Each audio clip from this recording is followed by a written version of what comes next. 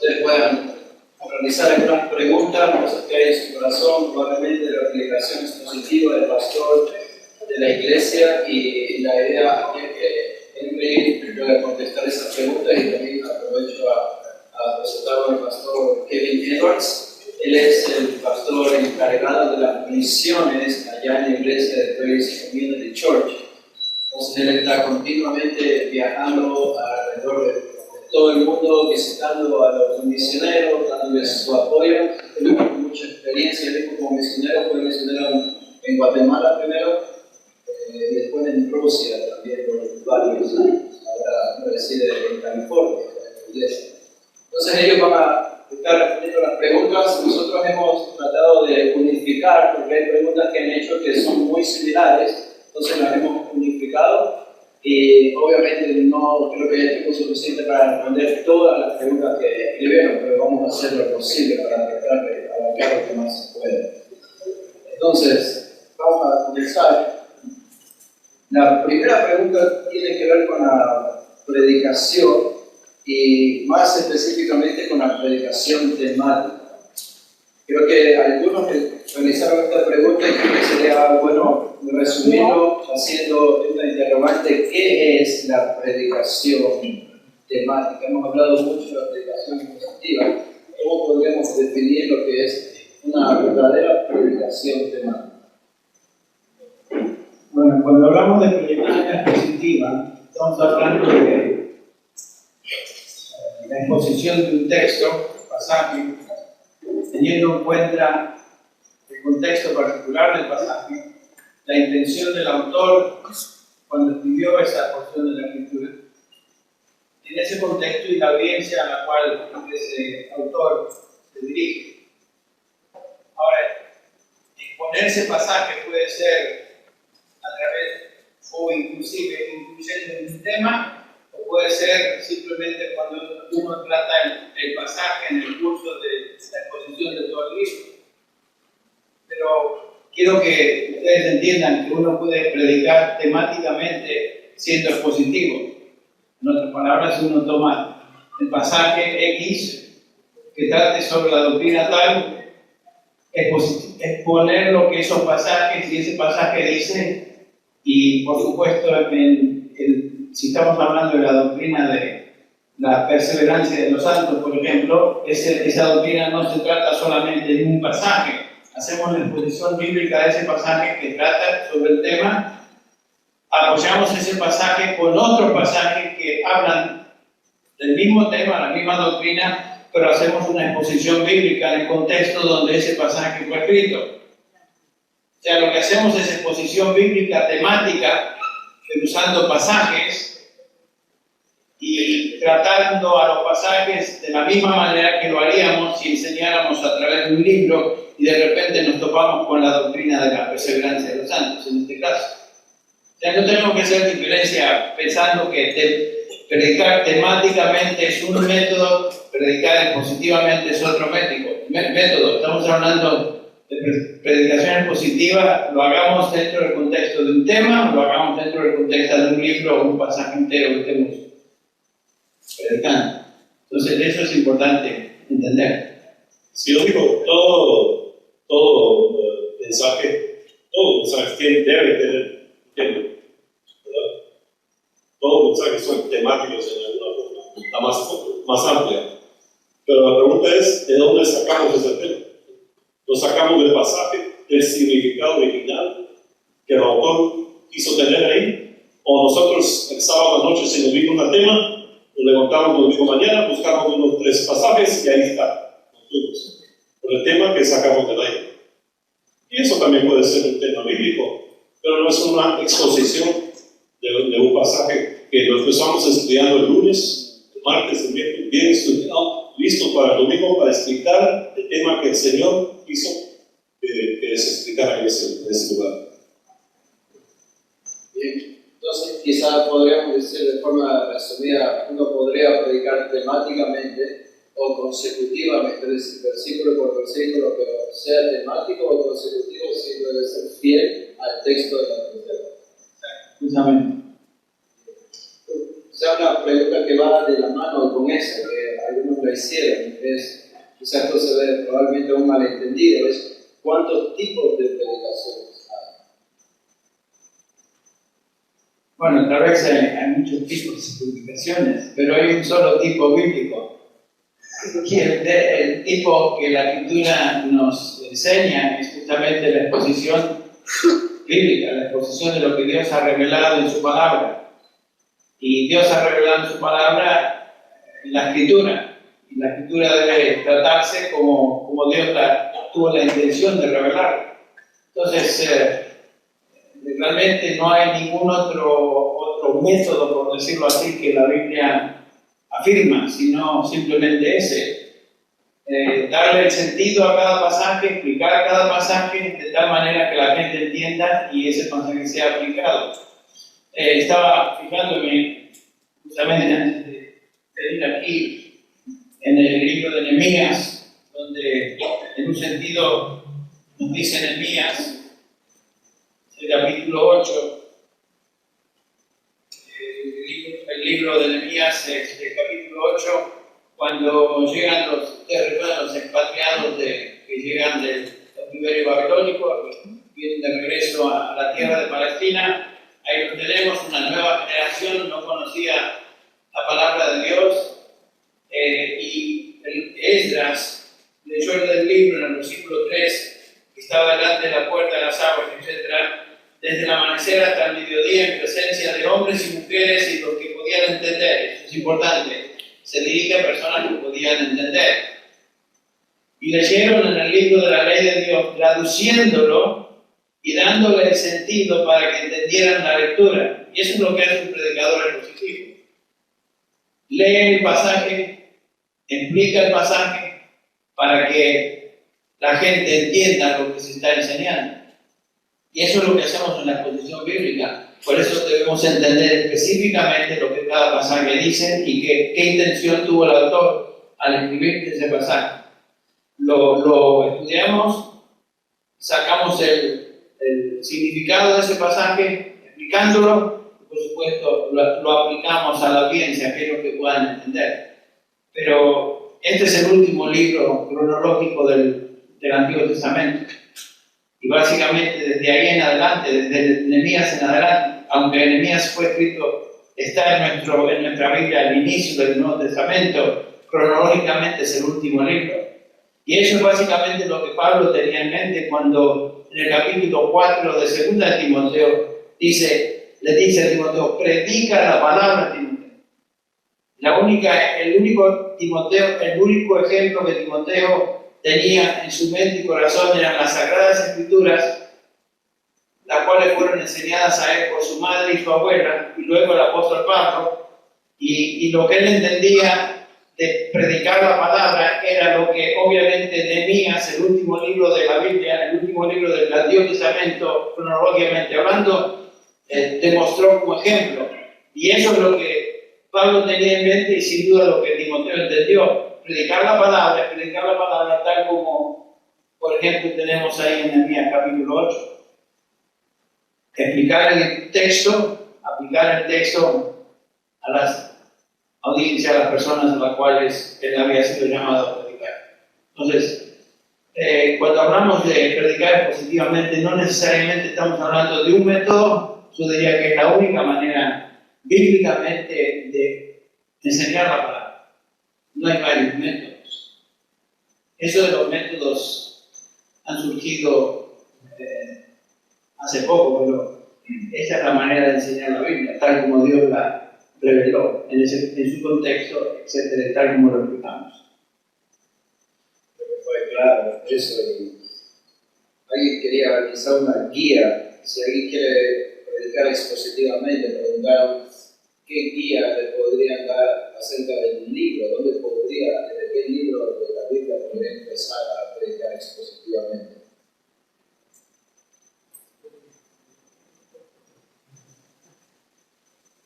Bueno, tal vez uno de los libros del Nuevo Testamento sería un buen lugar donde empezar, tal vez uno de los Evangelios.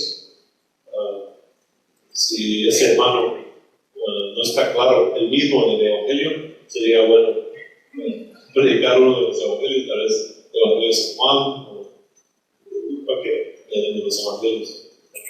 Una de las cartas de Pablo también, que son tal vez más fáciles de comprender, y el contexto mismo de cómo escribió Pablo en forma de carta, es fácil de entender lo que está pasando ahí. Si saltamos a los salmos o parte profética de la Biblia, eso ahí se complica un poco entender el significado que tuvo el autor. Y claro que, si me permites un minuto de bibliología aquí, claro, cada pasaje tiene dos autores, ¿verdad? El autor humano y el autor espiritual, que es el Espíritu Santo. Pero en la sabiduría de Dios, esos dos autores se unen en el autor que lo escribió. O sea, Dios no hizo que escribiera la Biblia como en forma de robot o algo así, en un trance que estuvo el hermano que lo escribió, el profeta. No, él lo escribió sanamente, y el Señor mismo es el que construyó todo lo que pasó para que él escribiera lo que escribió. Así que podemos hablar de lo que el significado de la Biblia es el significado que tuvo en mente el que lo escribió, porque el Espíritu Santo se lo dio así. Así que yo creo que la pregunta antes es esta: ¿cuántas diferentes formas de predicar? Hay métodos, sí. Es que la gente se puede confundir. Solo hay un significado en cada pasaje, y es el significado que el Espíritu Santo dio al que lo escribió. Y de ahí predicamos ese significado en ese contexto. Pero todas las otras formas no hacemos. Y además de que dónde comenzar a enseñar positivamente, bueno, no hay una visión bíblica ni un mandato bíblico que nos diga que debemos comenzar con tal libro, con tal pasaje. Yo creo que a veces la necesidad de la iglesia o la congregación a veces determina en qué nos vamos a enfocar. Por lo tanto, si hay necesidad en esta área, voy a comenzar con un libro que trate de esa necesidad o donde esa necesidad se encuentra, y comienzo a enseñar, predicar a través de ese libro. Entonces, a veces la audiencia determina en qué dirección vamos en cuanto a los temas que vamos a tratar. Yo hago eso con mi congregación también. O sea que a veces uno está orando: Señor, dame ayuda para entender dónde y qué es lo que debo enseñar. Comienzo a pensar en las necesidades de la congregación y me doy cuenta: esta es una área que observo que en esta área debo enseñar, o debo hacer énfasis por lo menos este mes y tratar del tema. Nuestra congregación es una congregación donde hay mucha gente nueva, todos los domingos. Y la mayoría de los congregantes, que somos aproximadamente 560, 570, la mayoría de ellos han venido a nuestra iglesia en los últimos 3, 4 años. O sea que se renueva la congregación, y a veces la congregación y el tipo de persona que tenemos determina dónde vamos a enseñar y qué específicamente vamos a enseñar para llenar esas necesidades. Cuando hablamos de predicaciones positivas, siempre hacemos énfasis en encontrar el sentido literal del texto, y mucho de su mención acerca de los idiomas originales, la importancia que tiene entrar al griego en el caso del Nuevo Testamento, el hebreo en el caso del Antiguo Testamento. Creo que es una realidad que no todos los pastores al presente pueden manejar con facilidad los idiomas originales. Entonces algunos tienen la pregunta: ¿puede un pastor que no tiene conocimiento de los idiomas originales predicar expositivamente, ser fiel al texto? Bueno, las versiones bíblicas que hoy tenemos accesibles a cada uno de nosotros, traducciones, no estoy hablando de paráfrasis, estoy hablando de traducciones bíblicas, son fidedignas al texto original. Ninguno de nosotros tenemos los textos originales hoy, no existen. La autógrafa como se dice en griego, no la poseemos. Lo que tenemos son traducciones y versiones de los originales. Pero a través de los siglos, la traducción ha sido tan cuidadosa y milagrosamente supervisada por el Espíritu Santo que las versiones que hoy tenemos son versiones que podemos decir apegadas a los textos originales, de tal manera que no tenemos que tener temor de que la versión que estamos usando, versiones serias, no estoy hablando de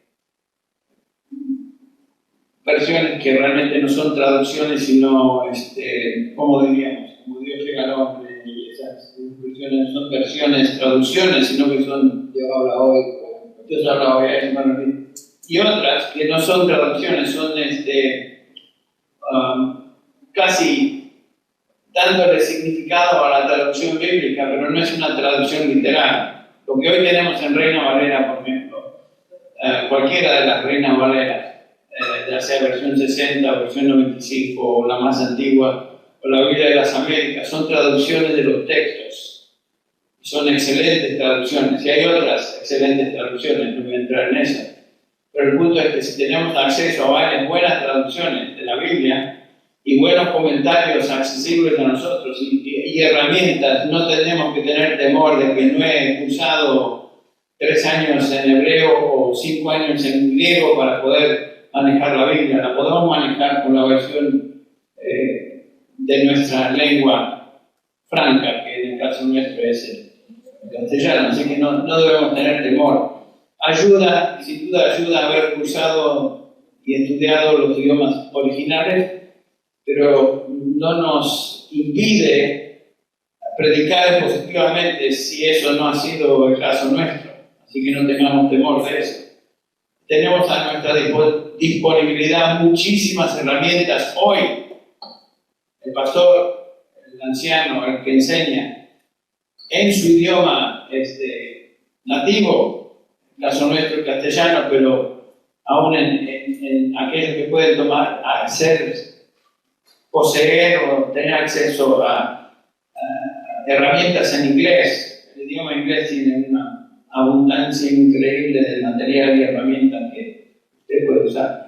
Pero aún en nuestra lengua, no hay necesidad de conocer griego, hebreo y arameo para poder predicar positivamente. Quizás algo relacionado a eso, alguien me hacía la pregunta también. Alguien que está en una ciudad, probablemente la ciudad grande, donde no hay un instituto, no hay un seminario bíblico que le pueda dar una preparación, es posible que un pastor que no tenga una preparación formal en un instituto o seminario, es posible que él, usando las herramientas que probablemente pueda encontrar en internet o alguna otra herramienta, él pueda prepararse a sí mismo y ser un fiel expositor de la palabra, un fiel pastor. Pues claro que sí, claro que sí. Y si él tiene acceso al internet, también tendría acceso a formas de estudiar y que le enseñen a través del internet cómo estudiar la palabra y a cuáles libros le ayudarían más que todo. Y si tiene acceso al internet, se abren casi todas las puertas para eso. En la actualidad hay institutos buenos que preparan por medio de internet. IDEX es uno de los tantos, que es el Instituto Bíblico en Español en nuestra iglesia, con alcance a todo el mundo hispano. Algunos de ustedes que he conocido aquí han tenido acceso, tienen acceso a instrucción bíblica a través del IDEX, Instituto Bíblico de Expositores. Así que hay posibilidades, hay mucha posibilidad de obtener instrucción bíblica en cuanto a cómo predicar a través de medios como este. Es algo que va de la mano. Cuán importante es establecer un instituto, un seminario en una ciudad, cerca de una iglesia o dentro de una iglesia, para la preparación de los predicadores. O sea, cuán crítico es para la salud espiritual de la iglesia estudiar un seminario bíblico que sea fiel a la palabra? Bueno, ahí está el punto. Uno puede tener un cuatro o cinco personas interesadas en un instituto bíblico y decir, bueno, vamos a establecer un instituto bíblico. El punto es quién está capacitado para llevar a cabo esa tarea y no poner simplemente un instituto bíblico y pretender que porque tienen en su iglesia local un instituto bíblico, eso es comparable a una institución de preparación pastoral, ministerial, teológica seria. Entonces hay que tener cuidado, así como hay doctores y doctores, hay doctores en quiropráctica que no son equivalentes a un cirujano ¿cómo se dice?, del cerebro, o un neurólogo, digo, hay doctores y doctores, hay institutos e institutos, así que tenemos que ser cuidadosos en dónde ir y a quién preguntar y cómo llegar al instituto que deberíamos escoger para obtener información necesaria en la preparación, la capacitación. ¿Quería decir algo? Sí, la formación espiritual es importante no para un instituto y hacerlo correctamente en un instituto. La formación espiritual es importante en la iglesia. Y la iglesia debe, no solo a través del púlpito cada domingo, pero a través de la vida de la iglesia, debe ayudar a formar a los miembros que sean fieles al Señor, que sepan cómo ser un hombre de Dios, cómo ser un marido que Dios quiere. La mujer, que sean esposas, madres, como el Señor quiere. Formación así, cómo enseñar la Biblia en su casa. El marido, el padre, cómo ser líder espiritual en su casa. Esa formación tiene que ser parte de cualquier iglesia.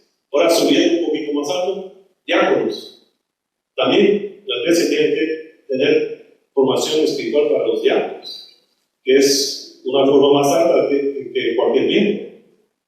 Y después de los diáconos, los ancianos, pastores, obispos, que como tenemos dicho, es la misma, lo mismo, esas tres palabras describen el mismo puesto en la iglesia. ¿Cómo preparar a los pastores, a los ancianos, que son, como Henry ya nos dijo, hoy aptos de enseñar? Y esa es otra forma de formación. Y lo que pasa muchas veces es que formación lo que yo he visto en otra parte del mundo, formación de miembros y diáconos, eso sí es casi completamente la responsabilidad de la iglesia local. Pero ya formación de ancianos, es posible que participen en unas iglesias, hermanos que ven y tienen el mismo cómo predicar la palabra, son de la misma línea. Pueden juntos decir, bueno, ¿por qué no nos unimos y juntos hacemos una preparación para los ancianos, para los predicadores, para los que deben ser aptos de enseñar y ayudarles cómo hacer eso? Y es mejor verlo no en la pregunta de formación, no en solo en qué consiste un instituto bíblico, no, ¿qué necesita la iglesia? ¿Y cómo nos podemos formar para servir mejor al Señor? Hay algunas preguntas también un poco aplicadas a la vida moral que se trató el día de ayer, la vida moral del pastor. Y aquí hay una pregunta, dice, ¿cómo saber si he sido llamado al pastorado? Pregunta si hay algunas características que debe reunir como hombre para saber si es llamado al pastorado. Bueno, definitivamente cuando Pablo habla de los requisitos para ser pastor, anciano, obispo, dice el capítulo 1 de 1 Corintios, 1 Timoteo 3, buena cosa desea hacer, buena cosa anhela. O sea, el llamado al pastorado, el llamado a predicar, el llamado a servir como líder en la iglesia es un llamado de Dios que comienza con un anhelo en el corazón, un peso en el corazón que desea servir al Señor, desea predicar, desea servir en la iglesia para el beneficio de los santos. Y es un peso que no se puede desligar así. Uno no puede quitarse ese peso. Entonces comienza con un anhelo, lo cual debe estar respaldado por una vida piadosa, que es justamente el resto de los requisitos. Si el que desea bueno, eso es excelente, pero tenga en cuenta que sea irreprensible, lo cual implica que ahí están los requisitos, todas virtudes morales, todas virtudes de piedad. Y por supuesto, cuando todo eso se combina, el anhelo con una vida de testimonio, además de que la iglesia comienza a afirmar a esa persona como líder.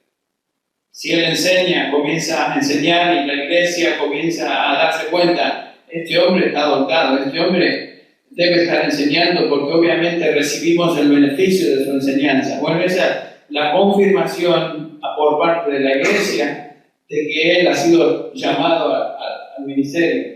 Entonces hay un sentido subjetivo del llamado, que es el anhelo, y un sentido objetivo del llamado, que es la confirmación de la iglesia, diciendo, sí, este hombre fue llamado al pastorado, fue llamado a servir, fue llamado a enseñar. Esa es la manera de saberlo, básicamente, dos formas, pero obviamente todo está apoyado por un testimonio personal, que se refleja en los requisitos, ¿no?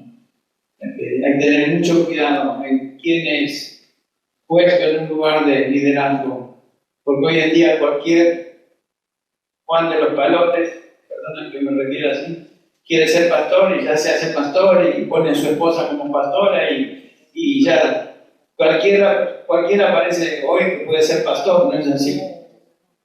Hay que tener muy en cuenta y muy seriamente los requisitos para ser pastor. Si no existen, esa persona, por más que piense que es pastor o que quiera ser pastor, no lo es hasta que se cumplen esos requisitos. Así que mucho cuidado. Por eso tenemos tantos problemas en la iglesia, porque está siendo dirigida por personas que nunca deberían haber llegado a esa posición. Es lo que Pablo decía a Timoteo, no impongas con ligereza las manos. Exacto. Porque uno va a participar en los pecados de este individuo en el futuro si con ligereza los ancianos imponen manos sobre alguien para que sea pastor. Por eso estamos como estamos en la iglesia evangélica hoy. Y hablando de la vida moral del pastor, también hicieron una pregunta, algo que tristemente se puede ver a menudo en las iglesias. ¿Qué pasa si un pastor cae en adulterio? ¿Puede seguir en la misma posición? ¿Puede regresar después de un arrepentimiento, un supuesto arrepentimiento, a la misma posición de pastorado? Otra vez, voy a responder también, pero otra vez,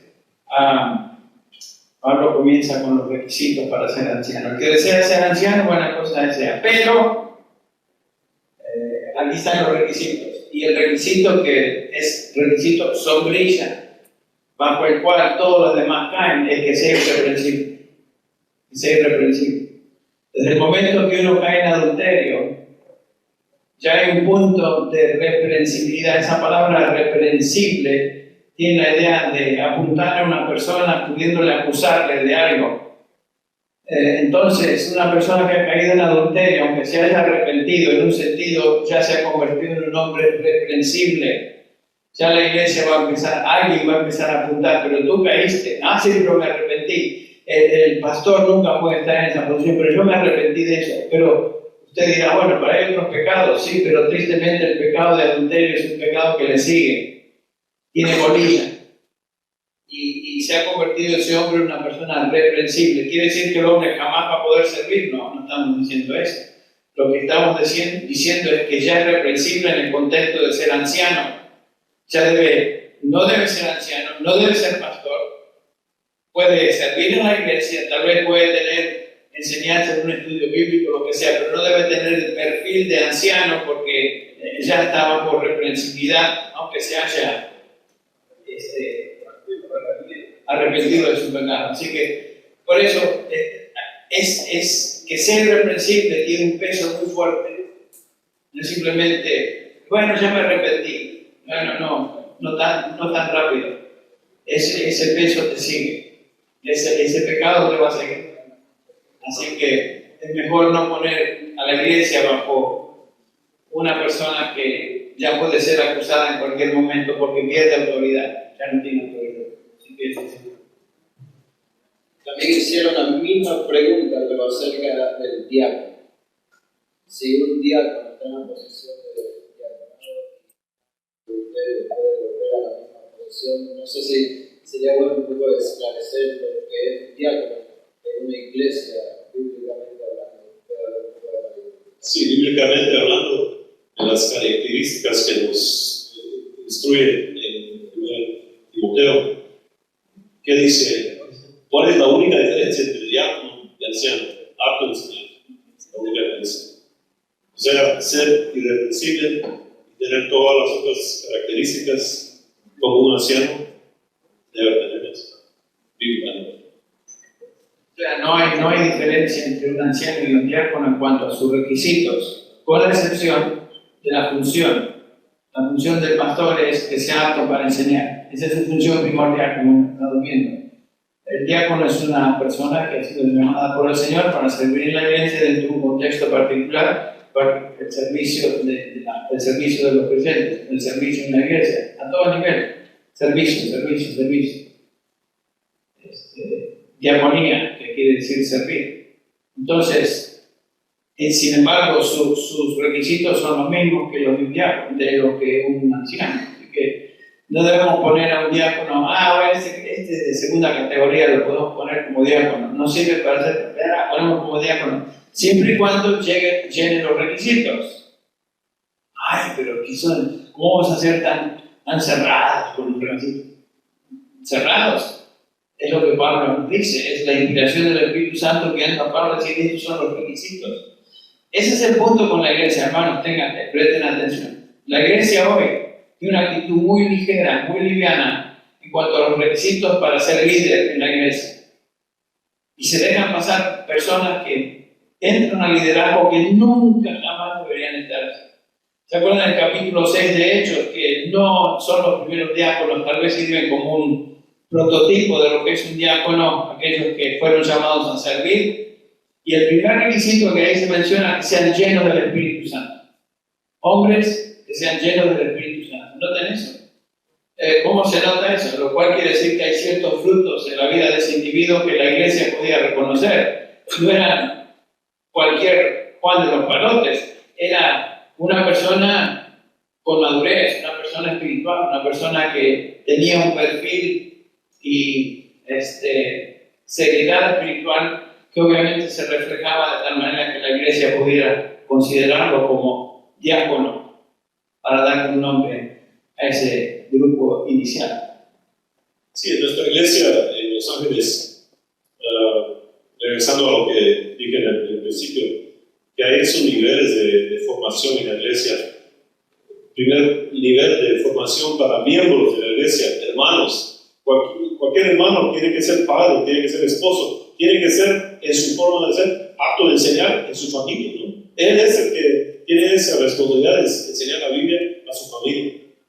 Y ahora llegado el pastor, es el que tiene la responsabilidad de enseñar la Biblia a toda la iglesia. Pero entre eso no quiere decir que un diácono no puede enseñar. No, si va a ser un diácono, es alguien que obviamente está enseñando y es líder bíblicamente en su casa, en su hogar, y es apto de ser un modelo para otros hogares, de cómo ser un padre y un esposo bíblico y guiando su familia y tal vez otras familias, digamos, en un contexto de un estudio bíblico o algo así, enseñando la Biblia. O sea, no es que un diácono no va a enseñar, no, él tiene que enseñar en su casa, por lo menos, y será apto de tal vez enseñar a otros, pero no al nivel de un pastor que tiene la responsabilidad de guiar a toda la iglesia. Sí, estaba pensando que el anciano apto para enseñar, creo que específicamente tiene la idea de ser apto, dotado por el Espíritu Santo para enseñar, de una forma que obviamente el Espíritu Santo le ha dotado para llevar a cabo esa tarea. No todos nosotros tenemos el don de enseñanza, todos podemos enseñar en algún contexto y de alguna manera, como acaba de decir Kevin, pero no todos tenemos el don de enseñanza. Por lo tanto, Pedro dice en 1 Pedro 4:10, según cada uno ha recibido un don especial, úselo, sirviéndonos los unos a los otros como buenos administradores de la multiforme gracia de Dios. El que habla, que hable conforme a las palabras de Dios. El que sirve, que lo haga por la fortaleza que Dios da. En otras palabras, parece hacer una diferencia el apóstol Pedro entre dones de hablar, logos, y dones de servir. Y todos tenemos dones dados por el Espíritu Santo, algunos más que otros. Pero hay ciertos individuos que el Señor llama específicamente para predicar, para proclamar, para enseñar, que definitivamente son dotados de una manera singular. Por eso Efesios 4, versículo 11 nos habla de que el Señor dio a la iglesia, primero apóstoles, después profetas, después evangelistas, pastores, maestros, ahí está, para la edificación de los santos. Y hace una diferencia, Pablo, entre diferentes tipos de hombres dotados. Y hay hombres dotados que tienen obviamente el don de poder enseñar la Escritura de una manera singular. Pero todo padre cristiano, sea diácono o sea simplemente miembro de una iglesia, debe tener la capacidad de enseñar a sus hijos por testimonio, por palabra, por lo que sea, a sus hijos en su familia. Esa es responsabilidad de todos los creyentes. Pero obviamente hay hombres que son dotados específicamente para servir como maestros en la iglesia. ¿Qué debería ser un miembro de una iglesia? Cuyos líderes probablemente predican la sana doctrina, probablemente predican expositivamente, pero cuyas vidas dejan mucho que desear. Su vida moral no respalda el mensaje que él está predicando, aunque sea sana doctrina. Cuando un miembro de la iglesia ve eso o se da cuenta de eso, ¿qué debería hacer? Como no conozco el contexto al cual esta persona se refiere, en primer lugar yo diría que, como mencionamos, todo pastor, todo anciano fue llamado a ser santo. En vida personal, en testimonio, ninguno de nosotros somos perfectos, o sea que siempre vamos a encontrar algo deficiente con cualquier anciano, con cualquier siervo de Dios. Siempre va a haber algo que nos causa, ese señor le falta esto. Bueno, a todos nos falta. Aún el apóstol Pablo dice, yo ni siquiera he llegado. Una cosa, pues dejo lo que queda atrás y prosigo hacia el blanco. Habiendo dicho eso, sin embargo, si un individuo, por más que enseñe doctrina ortodoxa, sana, apostólica, etc., da de qué hablar en cuanto a su testimonio personal en el contexto de su familia, por ejemplo, y hay cuestionamientos en cuanto a eso, llegamos al mismo punto, estamos hablando de reprensibilidad. Si el hombre es reprensible en ciertas áreas de su vida como testimonio, entonces tiene el derecho la iglesia de pensar, bueno, este señor tal vez me pregunto si debería ser pastor o no, pero no conozco el contexto, así que en algunos casos ya llegó al pastorado porque no se tuvo en cuenta los requisitos desde el inicio y ya llegó torcido y ahí sigue torcido y la iglesia sigue torcida. ¿Qué vamos a hacer al respecto? Bueno, la iglesia está como está. Ahora, ¿vamos a cambiar de repente todo? Es imposible, no se puede. Ahora, cada persona es responsable personalmente y para el bien de su familia de escoger una iglesia donde su familia y su persona van a ser edificadas. Así que si a veces llega el momento de tratar de discernir, me quedo o me voy, como sea, no estoy promoviendo que se vayan, simplemente que hagan un examen de su vida y el beneficio que ese quedarse o irse traería a su familia, y a la luz de esa decisión, a la luz de eso tomar la decisión de quedarse o irse. Sí, Hebreos 13 claramente dice que tenemos que someternos al liderazgo que el Señor nos ha dado a la iglesia. Y si no es posible hacer eso, a veces es tiempo de buscar otra iglesia. Es el momento para no es posible someterse a un liderazgo cuando el liderazgo ha caído o deja mucho que desear en su vida moral. Después de orar con ellos, y tratar de resolver eso personalmente con ellos, pero si llega al punto que no ha habido ningún cambio, y no puedo someterme a eso más. Parece que ha habido mucha malinterpretación acerca de lo que es un misionero, cuál debe ser la labor de un misionero. Kevin tiene bastante experiencia como misionero y sobre todo conociendo la escritura, si nos podría dar quizá una definición bíblica de lo que es un misionero, la función principal de un misionero bíblico. Sí, cuando Jesús nos dio la gran comisión, dijo lo siguiente: toda autoridad me ha sido dada en el cielo y en la tierra, por tanto, y lástimamente muchos paran ahí en la definición de un misionero. Es alguien que está listo para ir. ¿A dónde? No sé dónde, tal vez sí sé dónde, pero tengo ganas de ir. Y así que, pastor, mande, estoy listo para irme como misionero. Pero ahí no termina el cuento, ¿verdad? Ahí no termina lo que Jesús dijo. Dijo, ir y hacer discípulos. Bueno, ahí sí ya se disminuye un poco. ¿A quién podemos mandar como un misionero? Es alguien que tiene experiencia y obvia dones del Señor para ser discípulos. Que ya hemos visto eso en nuestra iglesia y podemos poner la mano sobre él y mandarlo como misionero para ser discípulos. Todavía no termina el punto. Hacer discípulos a todas las naciones, bautizándolos en nombre del Padre, Hijo y del Espíritu Santo. No todo el mundo puede ir a bautizar, tampoco, ¿no? Es por el liderazgo. Es que ya estamos hablando de alguien que es parte del liderazgo de la iglesia. Pero no solo ahí, todavía no hemos terminado. Y enseñándoles que guarden todas las cosas que os he mandado. ¿Quién es un misionero? A fin de cuentas, es un predicador. Es un hermano que tiene el don de enseñanza, que es obvio para toda la iglesia, que puede explicar toda la palabra, que puede empezar no solo predicar el evangelio, no solo hacer discípulos, pero plantar una nueva iglesia, ser pastor de una nueva iglesia. Bíblicamente, eso es lo que es un misionero.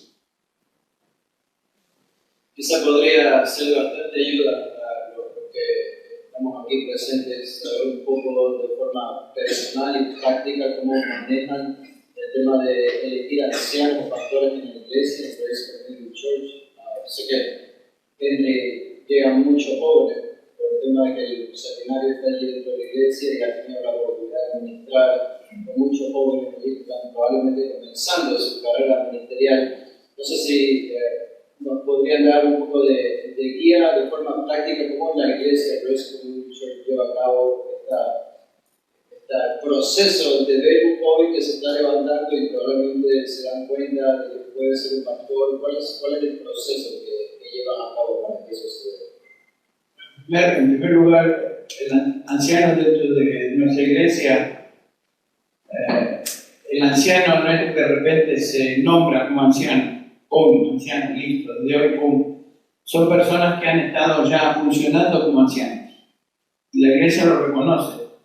Han estado sirviendo, tienen un excelente testimonio en su vida de hogar, son personas que pueden enseñar, son personas que realmente son de madurez espiritual y, digamos, en algún contexto de la iglesia, porque es una iglesia muy grande, varios deciden o descubren eso y dicen, quisiéramos nominar a los ancianos, quisiéramos nominar a esta persona como anciano para que se incorpore al cuerpo de ancianos de la iglesia. Muy bien, se considera, en algunos casos se le invita a participar como anciano en prospecto o anciano potencial en el futuro y por un año está asistiendo a las reuniones de ancianos. Todos los meses tenemos una reunión de ancianos general de toda la iglesia y después de un tiempo de un año aproximadamente de observarlo, de verlo y considerar su persona, su madurez, se le incluye, se le acepta como anciano dentro de lo que es ya el cuerpo de ancianos de la iglesia. Eso es para ancianos. Ahora, los jóvenes que vienen preparándose, sí, casi todos los que vienen preparándose para servir en el futuro como pastores son personas que ya tienen la intención y el llamado de serlo, y se están preparando en el seminario para en el futuro servir en sus contextos particulares en el país que sea, para servir como tal. Pero ya han estado sirviendo por lo general en iglesias y en contextos ministeriales en sus países, simplemente regresan a la labor que ya estaban llevando a cabo. Así que yo diría que el proceso en ese caso es un poquito distinto. No obstante, otra vez llegamos a quién debe ser anciano bíblicamente hablando, recaemos sobre los requisitos de ser anciano, 1 Timoteo 3 y Tito 1, y seguimos ese patrón, con muchísimo cuidado. Y nunca poner manos sobre alguien que pensamos que está muy joven en la fe o que tal vez le falta madurez. No, con mucho cuidado. Sí, entrar a ese proceso inicialmente, tal vez es después de una década o más de ver la vida de un hermano de la iglesia. Y dentro de todo este proceso, usamos siempre la palabra ancianos de forma plural, o pastores de forma plural. Y sé que en la iglesia, Presbyterian Church, tiene no solo un pastor, sino varios, una pluralidad de pastores. Quizás se nos puede dar una luz acerca de por qué tener un gobierno de pastores, sabiendo que hay diferencias en cuanto a iglesias o denominaciones. ¿Por qué en la iglesia se practica una pluralidad de ancianos? Es decir, no solo uno, sino varios ancianos dirigiendo, guiando la iglesia. Bueno, en el Nuevo Testamento, no sé si notaron ustedes que no hay ninguna iglesia nombrada con un solo pastor. Siempre se refiere a las iglesias con pastores, con ancianos. Cuando 1 Timoteo habla de el anciano debe ser marido de una sola mujer, el anciano esto, está hablando del requisito de la persona que va a ser anciano, no es que simplemente se limita a un pastor. Pero las iglesias del Nuevo Testamento estaban siendo dirigidas por ancianos, un grupo de personas en el liderazgo de la congregación. Los ancianos de una iglesia es el patrón que vemos en el Nuevo Testamento, y cada iglesia está siendo dirigida por ancianos, pluralidad de líderes, no un anciano jefe o un caudillo o uno que manda más. Es cierto que en el contexto de varios ancianos, aún en nuestra iglesia, hay personas ancianos de la congregación que tienen más influencia que otros, en el sentido de que enseñan, son más visibles, tienen un perfil pronunciado, por lo tanto se les considera como cuando él habla, el resto escucha, ¿no? Por ejemplo, cuando habla MacArthur, él es anciano en 38, somos 38 ancianos. Y cuando habla MacArthur, por supuesto, es el maestro principal, el pastor principal de la iglesia, y cuando él habla, aunque es uno de los 38, él es más anciano que el resto de nosotros. Estoy bromeando, lo que quiero decir es que se le escucha, porque cuando él habla, por lo general, tiene mucho que decir y tiene una perspectiva muy madura de lo que dice, y se le escucha con muchísimo cuidado. Pero no es el mandamás en la congregación. Siempre hay alguien que sube como el aceite del agua, ¿no? En el grupo de los discípulos había 3 que eran más notables que el resto, y entre esos 3 había uno que sobresalía, Pedro, ¿no? Entonces lo que estoy diciendo es que siempre surge el liderazgo, y aunque son todos apóstoles, había entre los apóstoles diferencia en cuanto a perspectiva, en cuanto a influencia, en cuanto a tal vez madurez, y eso también es notable. Así que, pero una cosa es cierta, que una iglesia, dentro de lo que sea posible, debe ser dirigida por pluralidad de hombres, líderes, no simplemente un señor que es el jefe de los demás. Y tristemente de denominaciones enteras donde hay caudillos en cada iglesia, Bueno, eso no es un patrón bíblico. Eso es un patrón cultural que se ha desarrollado porque en la cultura particular, especialmente latinoamericana, siempre existe la persona que es el capataz o el mandamás o lo que sea. Y en esta cultura se ha desarrollado ese modelo que no es bíblico. ¿Qué puedo decir? Yo puedo decir más. Él es el mandamás del... Él es el más anciano. Pero solo quería decir que en nuestra iglesia, entre los 38 ancianos que hay, nunca se hace una decisión, nunca, en que todos esos 38 son unánimes. Si uno de esos ancianos no está de acuerdo en algo, no se hace esa decisión. ¿Por qué? Porque solo hay un Espíritu Santo, ¿verdad? Un Espíritu Santo nos está guiando a todos. Si no nos está guiando igualmente, nos amamos, nos paramos y oramos. Y esperamos que Dios nos dé esa unidad. A veces, aunque no haya una unanimidad total, hay un consenso, donde a una persona que pudiera decir, bueno, yo no estoy de todo de acuerdo, pero sí estoy de acuerdo en el principio en general, por lo tanto apoyo esta decisión. Hay un consenso de ancianos que dicen, sí, estamos de acuerdo con eso, adelante. Aunque los detallitos de la decisión particular no sean entendidas por uno o dos, no quiere decir que no se puede llevar a cabo la decisión. Hay un consenso de todos los ancianos. Me explico con la palabra consenso lo que quiero decir. ¿Se entiende? Hay un consenso, estoy de acuerdo con la decisión en principio, aunque hay detalles de esa decisión que yo particularmente no entiendo, tal vez no estoy de acuerdo, pero estoy de acuerdo que eso se debe llevar a cabo. Para el bien de la iglesia, para la gloria del Señor, es lo que se debe hacer. Lo que no hacemos un voto. Si hay 3 ancianos, 2 están sí y el otro no, pasa. No se hace. Se pregunta cualquier decisión. ¿Hay alguien que no está de acuerdo? Si no hay nadie, adelante. Y eso, imagino, protege a la iglesia, ¿no? De cualquier exceso, probablemente de uno, de los pastores, que pueden hacer algo que probablemente no sea bíblico, y otros están allí para. Algo que vemos que falta en las iglesias es estar en el contexto de rendición de cuentas, rendir cuentas a otros,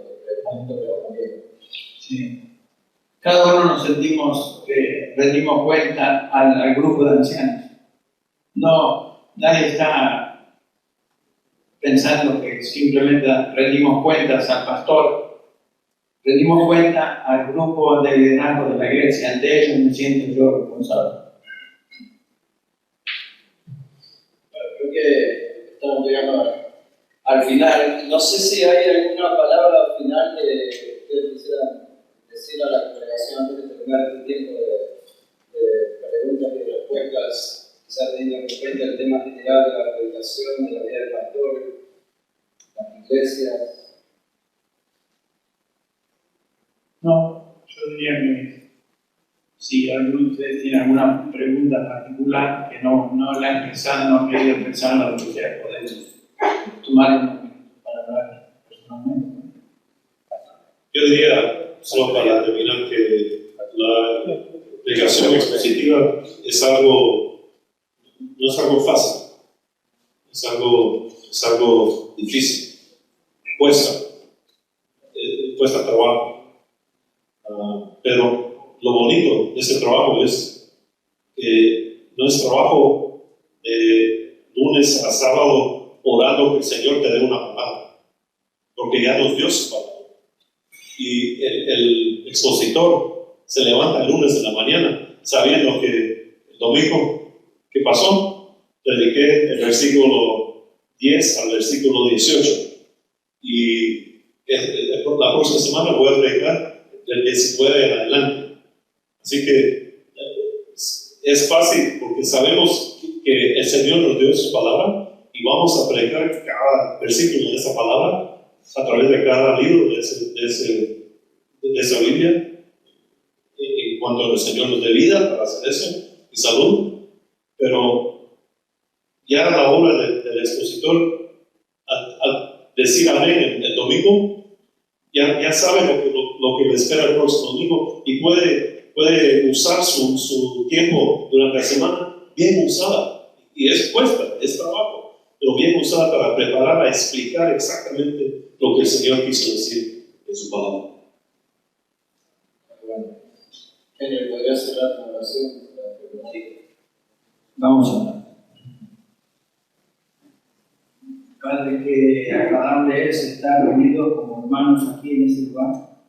Y Señor, que agradable es estar examinando, considerando tu palabra y lo que tú nos has revelado en ella. Te pido, Padre, como lo hemos hecho durante estos días y continuamos haciendo, que tú bendigas, que tú prosperes tu palabra y todo lo que venga de tu palabra en la vida de cada uno de estos hermanos, estos siervos tuyos. Pedimos, Padre, que tú sigas bendiciendo cada vida, cada ministerio, cada iglesia que ellos representan. Y, Señor, otra vez pedimos que nos hagas siervos dignos de ti. Ayúdanos, Señor, a vivir y a predicar, particularmente predicar tu palabra, enseñar tu palabra de tal manera que traiga honra a tu nombre, el autor de esa palabra. Y, Señor, que seamos finalmente algún día aprobados porque hemos trazado tu palabra con precisión. Gracias, Padre, por esta conferencia y por permitirnos examinar estas verdades que son de beneficio para tu iglesia. Lo pedimos en el nombre de Jesús. Amén. Amén.